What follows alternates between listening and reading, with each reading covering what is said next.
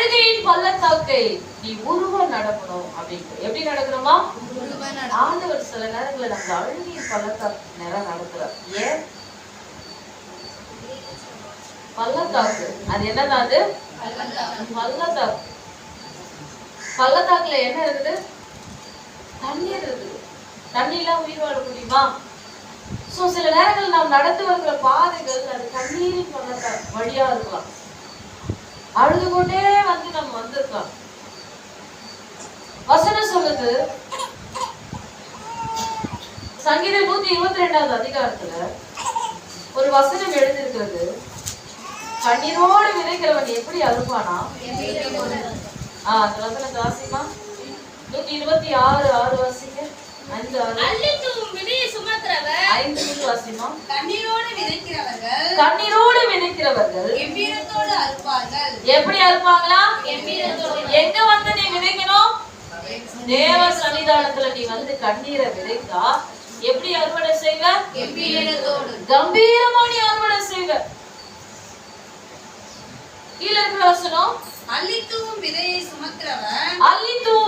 சுமக்கிறவன் அழுது கொண்டு போகிறான். எப்படி போறான்? விதைக்கும் போது ஏன் அவன் அழுதான்? முளைக்குமோ? முளைக்காதோ? மழை வந்துச்சுன்னா மொத்தமா அடிச்சுட்டு போயிடுச்சுன்னா அவனுக்கு தெரியாது.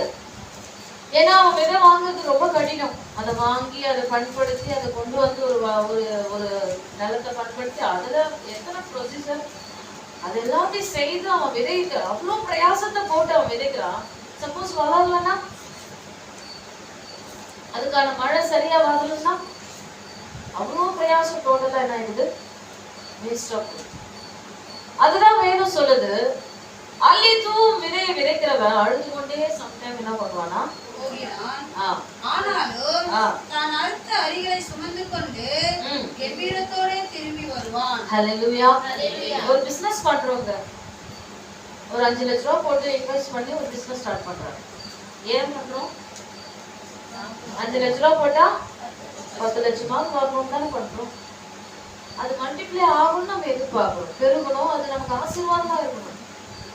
ஸோ 1000 ரூபாய் போட்டா 2000 ரூபாய் வந்தா அதுல சந்தோஷப்படுவோம். எல்லாருமே இதுதானே நேச்சுரல்.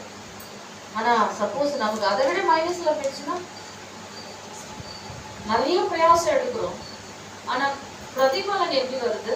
பலன் வராம போகும்போது நமக்கு அது எப்படி ஆகுது?